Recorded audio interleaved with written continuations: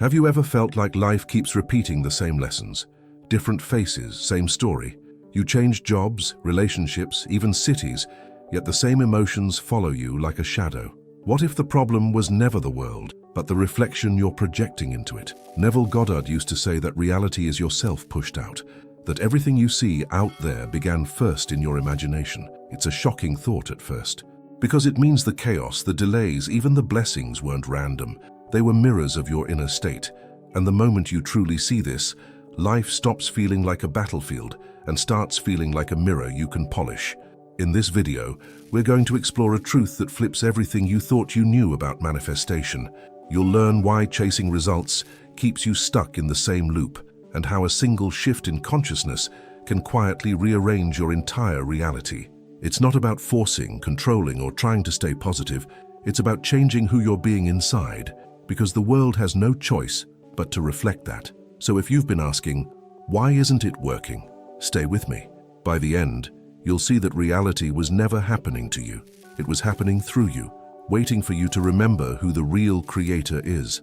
Most people walk through life believing that reality is an unpredictable storm, something that happens to them. But the deeper truth is quieter, subtler, and far more empowering. Life is flowing through them. Neville Goddard's teachings remind us that every scene, every conversation, and every coincidence is the reflection of your state, the movie projected from the film reel of your inner world. Think of it like this: you're not a character trapped inside the movie. You're the one holding the projector. If the screen shows drama, fear, or lack, the cause isn't out there. It's in the film being played within. Your assumptions, emotions, and beliefs.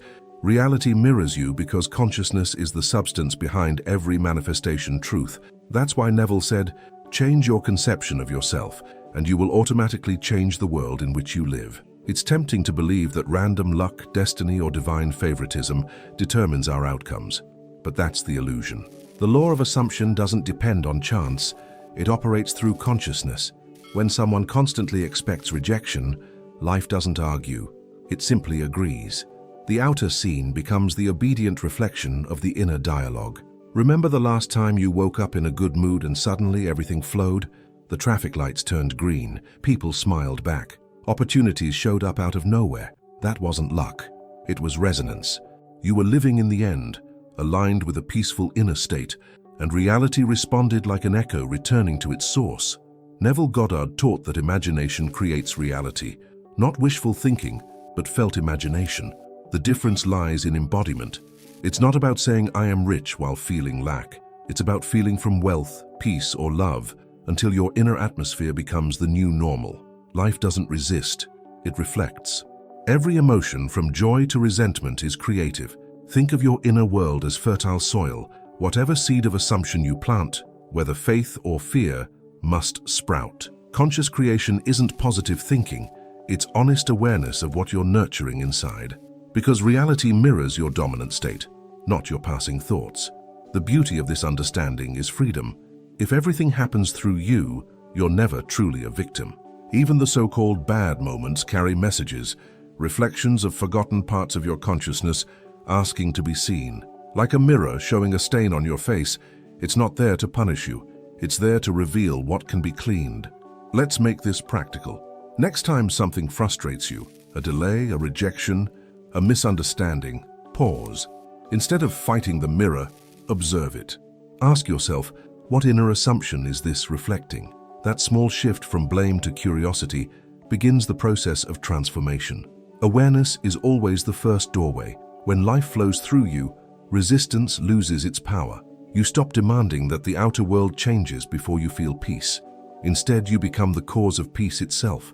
And strangely, as you dwell in that new state, the outer rearranges almost magically, because it must. That's the power of assumption working behind the scenes. This is where the true spiritual awakening begins, realizing that reality is a living echo of your inner tone. The question is never, why is this happening to me? But rather, who am I being right now? And that awareness leads directly to what Neville called the next great discovery, that the world is yourself pushed out. The world is yourself pushed out. Few phrases carry as much quiet power as this one from Neville Goddard. It means that every person, circumstance, and event is a projection of your consciousness. like light passing through a prism and turning into color. The external world isn't something separate from you, it's your inner state given form, texture, and movement. Imagine standing before a mirror that not only shows your body, but also your emotions, beliefs, and assumptions. When you're angry, the reflection frowns back. When you're peaceful, it smiles. The law of assumption works exactly like that. Reality mirrors you without judgment, simply translating the vibration of your inner world into physical experience. That's why two people can live under the same roof, face the same conditions, and yet experience completely different worlds. One lives in lack, the other in gratitude. The outer scene may look identical, but their inner movies are not. Conscious creation begins when you take responsibility for the film you're playing, not the screen you're watching. Neville Goddard's teachings weren't meant to make you control others or manipulate appearances. They were meant to awaken you to authorship. When he said the outer world is yourself pushed out, he was inviting you to look within, not for blame, but for creative power. Your assumptions about life become life itself. Have you ever noticed how your relationships shift when you change? You stop expecting disappointment, and suddenly people show up differently. You start feeling deserving, and opportunities find their way to you. It's not coincidence, it's correspondence. Reality is only echoing the new tone you carry inside. The key lies in understanding that the world doesn't have an independent will. It's like a shadow. It can't move unless you move first. When you persist in the feeling of being loved, secure, or abundant, even when appearances suggest otherwise, the outer world must adjust to stay consistent with your new self-concept. Think of this in terms of vibration. Your inner dialogue, mood, and expectations create a frequency that life tunes into. The frequency of fear brings more fear. The frequency of faith brings ease. It's never personal, it's mathematical. The power of assumption ensures that what you dwell in emotionally becomes what you dwell in physically. There's a quiet humility in realizing the world is your mirror. It means you can't hide from yourself anymore, but it also means you're never helpless. You can shift your focus, revise your inner conversations, and the reflection must follow. Neville called this living from the end because it means inhabiting the consciousness of already being. And so the outer reality becomes your greatest ally, not your enemy. It shows you what you've been assuming, where you've been doubting, and what you're truly believing. It's not there to condemn, it's there to clarify. Every scene is feedback, every delay, a gentle whisper from consciousness. This is what you're still holding. Once this truth lands, life stops being random. You realize the stage, the script, and the cast are all arising from your own imagination. You stop trying to fix the mirror and start polishing the lens. And from there, a new kind of responsibility and freedom begins to unfold, leading to a deeper truth about emotion and creation. Most people grow up believing their emotions are reactions, that life happens first and feelings come after. But Neville Goddard flipped this idea on its head. He taught that your emotions are the cause, not the effect. It's not that the world makes you feel something, it's that your feeling creates the world you see. Reality mirrors your state like a faithful servant responding to its master's tone. When you say, "I'm sad because they ignored me," you're missing the hidden order.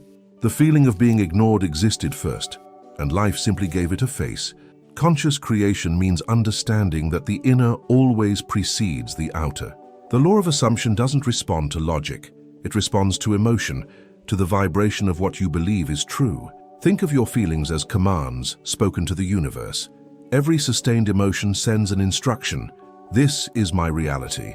Whether it's anxiety, peace, or fulfillment, the world simply echoes it back. If you keep feeling lack, more lack appears. If you dwell in satisfaction, life bends to prove you right. It's cause and effect in divine disguise. The tricky part is that feelings often run on autopilot.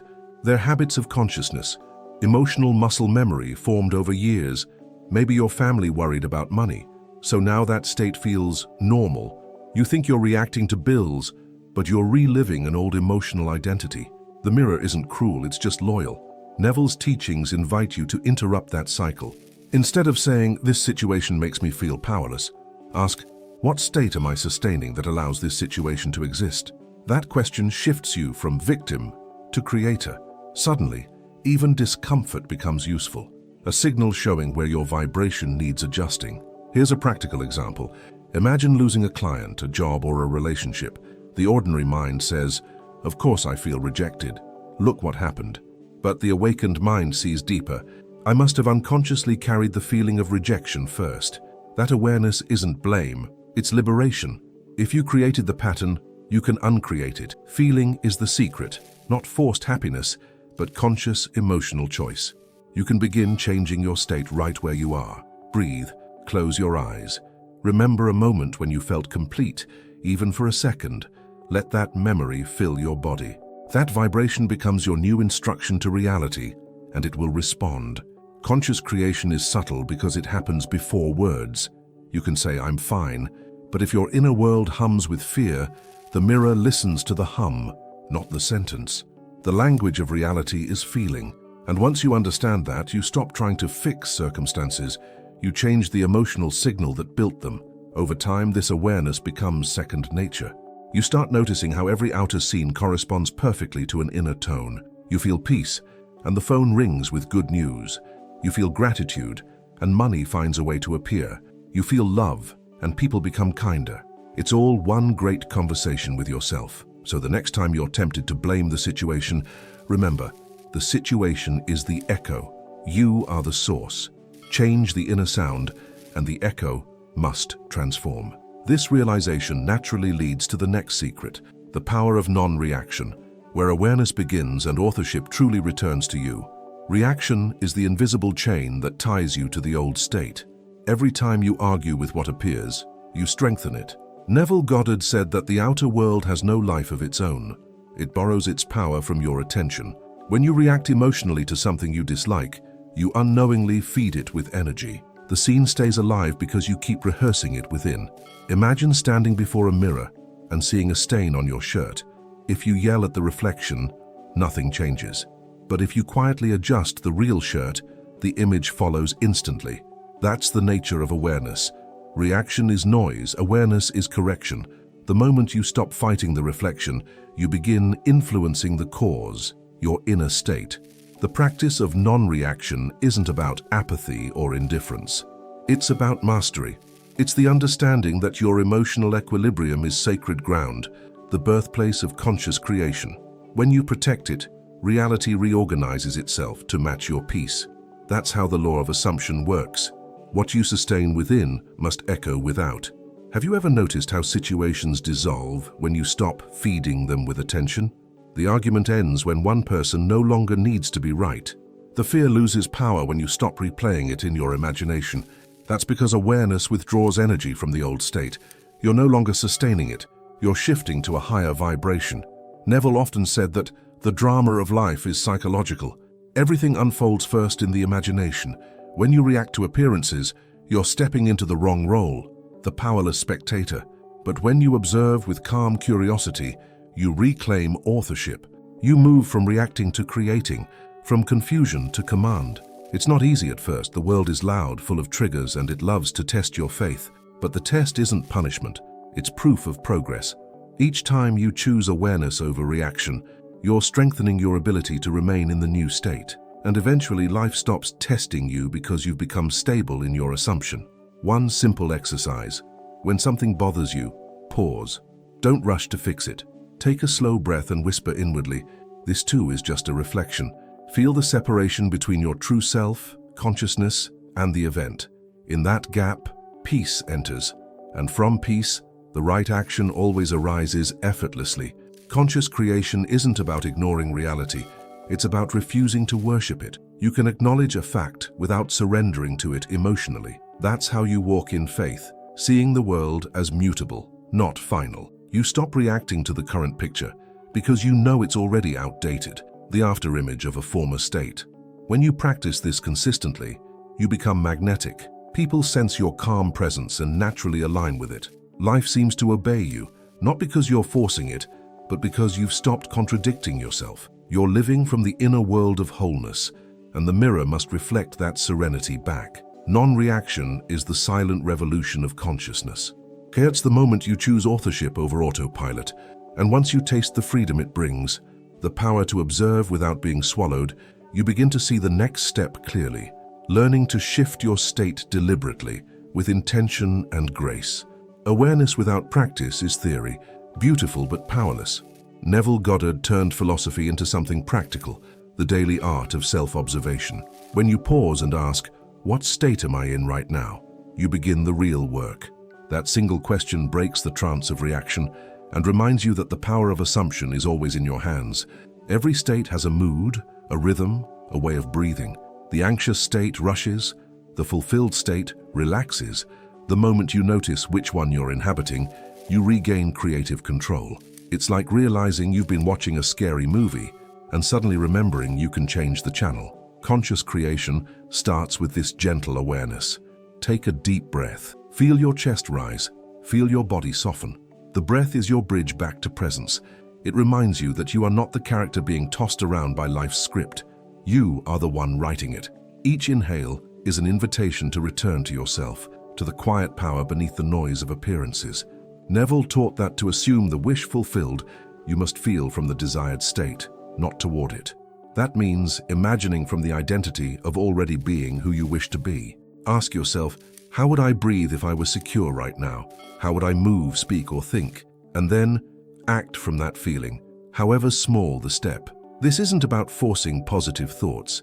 It's about becoming the emotional atmosphere of your desired reality. You don't chase confidence. You breathe like someone who already has it. You don't beg for love. You soften into the calm of being loved.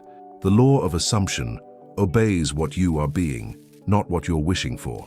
Start practicing in the simplest moments. When you're waiting in line, driving, or scrolling through your phone, pause. Observe the tone inside your body. Is it heavy or light, fearful or grateful? Don't judge it. Just notice. That pause breaks the hypnotic loop and opens a door for choice. And choice is where creation begins. Shifting your state doesn't require candles or rituals, it requires sincerity. Sometimes all it takes is remembering a moment when you felt deeply safe, letting that memory fill your senses until it becomes real again. That feeling is your portal. The mirror can only project what you sustain internally, so sustain peace long enough, and peace must appear. Think of states as emotional radio stations. You can't tune into joy while broadcasting frustration. When you consciously switch frequencies, you're not denying the static. You're simply choosing a different song. And soon your outer world starts to dance to that new rhythm. It's practical magic, grounded in awareness. At first it might feel like pretending. That's normal. Neville said, make your future dream a present fact by assuming the feeling of the wish fulfilled. Pretending becomes becoming when you persist. What begins as imagination turns into embodiment, and embodiment turns into evidence. The bridge of incidents takes care of the rest. With each practice, the question becomes easier. What state am I in right now? Over time, it becomes a reflex, a sacred pause before you react, decide, or speak. And from there, the next great revelation unfolds, the understanding that feeling itself is the bridge between your inner and outer worlds. Neville Goddard called it the golden key. Feeling is the secret. The emotion of fulfillment is not a side effect of manifestation, it's the cause. When you dwell in the feeling of already having what you desire, the bridge of events begins to form naturally. Life rearranges itself in ways that seem miraculous, yet they're simply the reflection of your new vibration. Think of feeling as the invisible language creation understands.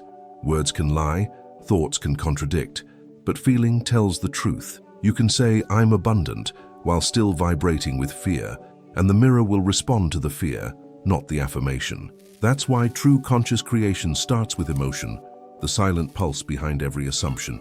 Imagine a tuning fork. Strike one, and another nearby begins to vibrate at the same frequency. That's how the universe works. Your sustained feeling sets the tone, and everything around you begins to harmonize with it. The outer world doesn't need convincing. It simply obeys resonance. Feeling is the bridge between imagination and experience. This is why visualization alone isn't enough. You can picture something perfectly and still feel disconnected from it. The missing ingredient is emotional embodiment. It's not about seeing the image, it's about entering it. Feel yourself inside the scene, as Neville described. Touch the chair, smell the air, hear the sounds. Make it vivid until the emotion becomes real. One powerful exercise. Before sleep, imagine a short scene that implies your desire is fulfilled. Maybe it's a friend congratulating you, or you signing the paper, or simply breathing a sigh of relief. Feel that moment as true, Not someday, but now. The subconscious doesn't understand time, it understands emotional reality. The bridge of incidents that follows often surprises people. You might lose something, meet someone new, or receive unexpected guidance. Don't judge it. The bridge is intelligent. It connects the state you left to the state you've chosen. Your only task is to remain faithful to the feeling, trusting that what's unfolding is the path to its expression. Feeling is the electricity that animates imagination. Without it, thoughts are like unlit bulbs, ideas with no current. Once you charge them with emotion, they illuminate your entire experience. That's why Neville urged his students to feel it real. The world cannot resist sustained emotion. It must conform to it. Sometimes, it's easier to approach feeling through the body. How does fulfillment sit in your chest? How does gratitude breathe? By embodying the physical sensations of the wish fulfilled, you anchor the invisible into the visible. The body becomes the bridge between spirit and matter, a living temple of manifestation truth. The more you dwell in that emotional frequency, the less you need to make things happen. Opportunities start aligning, people respond differently, doors open without effort. That's not luck, it's reflection. The law of assumption ensures that your dominant inner tone paints the outer scene to match its color. So, if feeling is the bridge, your only work is to walk across it daily, gently, deliberately, joyfully. Let your imagination create. Let your emotions embody and let the world respond. Because soon you'll see persistence in the new feeling transforms even the oldest reflections. And that persistence leads straight into the next revelation, holding alignment when the mirror still shows the past.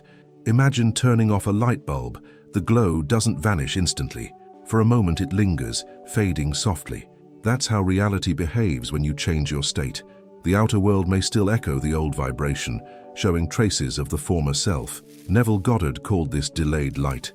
It's not proof that nothing's happening. It's evidence that transformation is underway. Most people quit too soon. They plant a new seed of assumption, and when the mirror doesn't change immediately, they return to the old state of doubt. But the law of assumption operates through persistence, not impatience. Reality mirrors your sustained inner tone, and sustained means held steady even when appearances argue otherwise. Think of a plane taking off. For a while the engines roar but the ground doesn't move, until suddenly lift happens.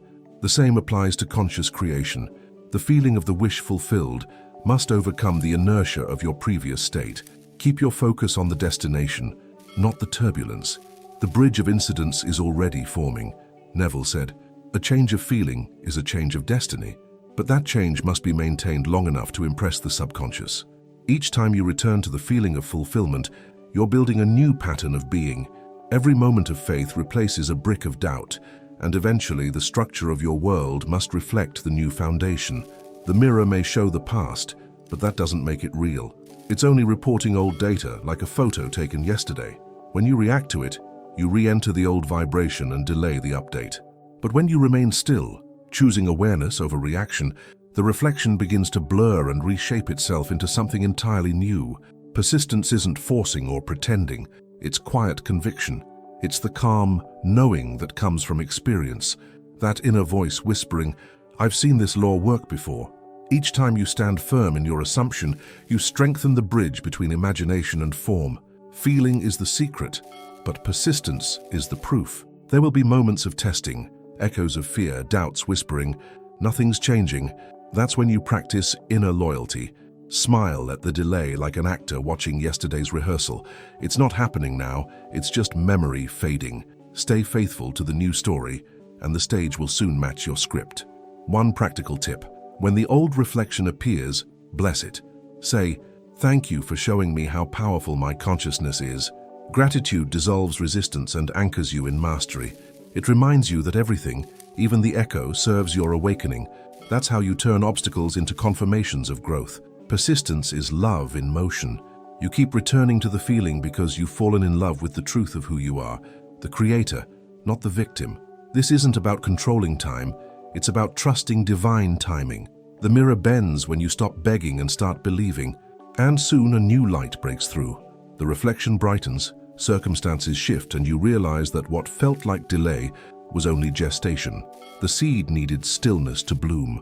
From this quiet strength emerges the first real taste of mastery. when neutrality replaces fear and life begins to flow in effortless cooperation.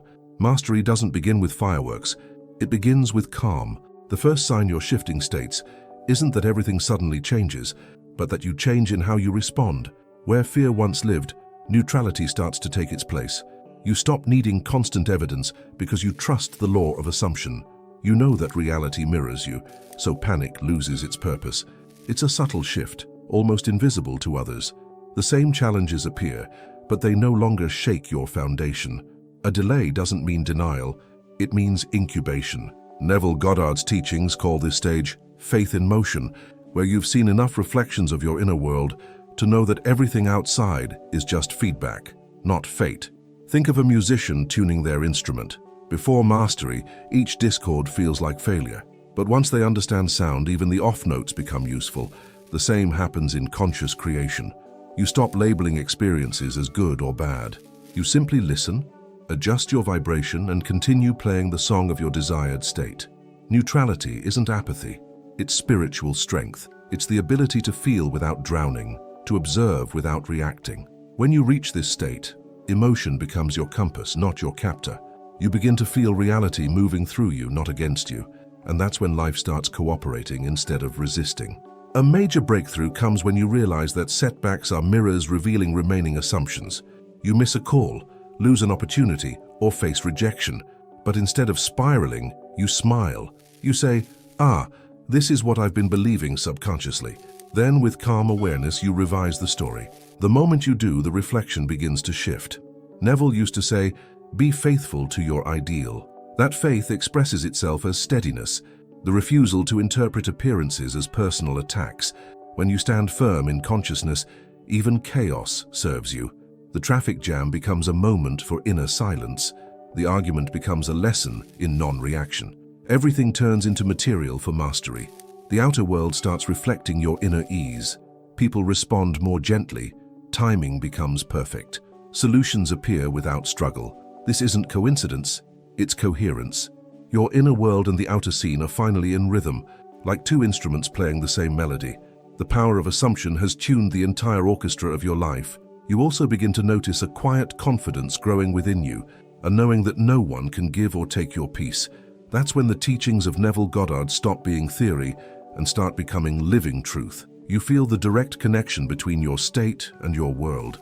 You understand that conscious creation isn't something you do, it's who you are. From this place, you interpret life differently.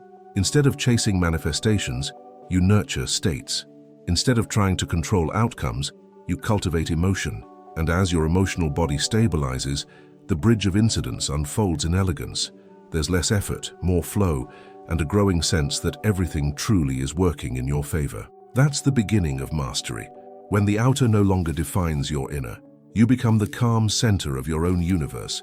And from that center arises an even deeper embodiment, one that transcends technique and becomes identity itself. The quiet certainty that the mirror must obey the consciousness that gazes into it. There comes a point when words fall away and the teaching becomes a living presence. That's deep embodiment. When the ideas of Neville Goddard are no longer intellectual but instinctive, you stop asking if the law of assumption works because you've become the proof. Reality mirrors you so consistently that doubt feels almost childish. In this stage, life slows down internally. There's no rush to manifest, there's only awareness of being. You've realized that everything you desire is already contained in your state. The need to chase fades, replaced by quiet certainty. You know the mirror must follow the reflection of your consciousness because it always has and it always will. Deep embodiment feels like trust without evidence. You don't force emotions anymore, you rest in them. It's like sitting at the shore, watching waves arrive, knowing the tide obeys the moon. You no longer try to pull the ocean forward with your hands. You simply align with its rhythm, understanding that consciousness moves creation naturally. This is when living in the end becomes second nature. You carry the feeling of fulfillment, even while folding laundry, answering emails, or standing in line. The mundane becomes sacred because you're aware that imagination creates reality in every small moment. There's no separation between spiritual practice and daily life. You start noticing how reality responds effortlessly. People say the words you were about to think. Synchronicities line up like signposts, confirming your inner state. But instead of excitement, You feel calm gratitude because you expected it. This is the fruit of embodiment, not surprise, but serenity. The outer must echo the inner. Neville often said that creation is finished, that every possibility already exists, waiting to be occupied by consciousness. Deep embodiment is accepting that truth emotionally, not just mentally. You stop begging life to change and start selecting new versions of it through your awareness. The power of assumption becomes as natural as breathing. In this state, resistance becomes rare. You no longer fight contrast. You understand its purpose. When an old reflection appears, you smile, knowing it's just residual light. Instead of reacting, you rest in the feeling of completion. And from that rest, the unwanted dissolves on its own, because it has nothing left to feed on. You also lose interest in control. There's no need to manipulate, plan excessively, or force outcomes. You're not lazy, you're aligned. You act when inspired, rest when guided, and trust the invisible choreography of life. That's true surrender, not giving up, but giving in to the intelligence that has always been creating through you. Deep embodiment is the end of spiritual performance. You don't need to convince yourself or others, your presence speaks for you. There's a subtle radiance that follows peace. People feel it without knowing why. You become the living demonstration of Neville Goddard's teachings, not by preaching them, but by embodying them quietly. From here, a beautiful simplicity unfolds. Life becomes a dialogue between consciousness and reflection, effortless, intimate, and free. You stop asking, when will it show up, and start living as though it already has. Because deep down you know, reality doesn't happen to you, it reflects you. And that realization leads us to the final truth. This is the revelation that ties it all together, the heart of Neville Goddard's message. Life isn't a sequence of random accidents or external forces beyond your control. It's the reflection of your state of consciousness, moment by moment. Reality mirrors you perfectly, not to punish or reward, but to show you who you're being in awareness. The moment you grasp this, everything changes. Fear softens, control dissolves, and personal power returns home. You understand that every scene is an effect, not a cause.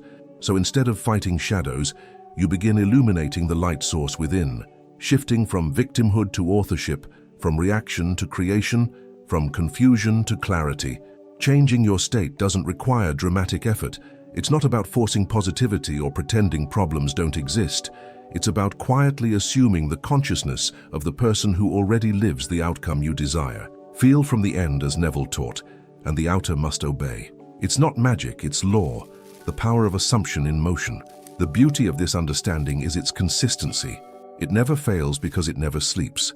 Whether you're aware of it or not, your state is always creating. That's why spiritual awakening isn't about gaining new power. It's about remembering the power you've been using unconsciously all along. Awareness makes creation deliberate. Think of it like tuning a radio. You don't beg for a different song, you simply change the frequency. When you dwell in gratitude, the world plays gratitude back. When you live in the end, already fulfilled, already complete, the signal stabilizes and reality harmonizes with your new vibration. What once felt distant becomes normal. The shift is inward, but the evidence appears outward. People treat you differently. Circumstances align, ideas arrive, opportunities open. None of it is coincidence, it's correspondence. You're not attracting from lack, you're reflecting from fullness. The mirror can only show the image you project through your inner assumption. There's a profound peace in this realization. You no longer need to rush after manifestations. You simply align your being with them. When you feel it real, life unfolds like a story you've already read. Every page arrives in perfect order. The delays, the detours, they all make sense when you remember that reality is reading your emotional script. Neville often said, "Dare to assume it is true, and watch the world prove it." That's the invitation, to live boldly as if your desire were already fact. To wake up each morning in the consciousness of completion, and as you do, the universe rearranges itself with mathematical precision, reflecting your new self back at you. The proof is in the stillness that follows. You stop needing signs because you've become the sign. The outer world is no longer a mystery, it's a mirror. And once you see that clearly, life becomes simple. You change within, the reflection follows, and the cycle continues, endlessly, beautifully, perfectly. Reality doesn't happen to you, it happens through you, because you are the cause clothed in form. Every change begins in the unseen and ripples outward, and so your only true task is to master the inner climate of your consciousness. The world will take care of the rest, as it always does, as it always must. If everything you've seen so far has one message, it's this: you were never at the mercy of life. You were the author, dreaming it all into form. Every moment you're broadcasting an inner frequency that the world can't help but echo back. Change the frequency, and the reflection must follow. It's law. So take a moment and ask yourself, what am I radiating right now? Is it trust or tension, fulfillment or waiting? The mirror is answering honestly. And that's the beauty. You don't need to fix the reflection. You only need to shift the light inside. The rest takes care of itself. Your state is the seed of everything. Protect it, nurture it, revisit it throughout the day until it becomes second nature. Because once you start living from the end, once you feel from completion instead of lack, life can only reflect wholeness back to you. If this message resonated with you, subscribe to the channel and turn on notifications. Here we dive deep into Neville Goddard's teachings, the timeless art of conscious creation. Let's keep awakening together, because every reflection you change in yourself changes the world for everyone else.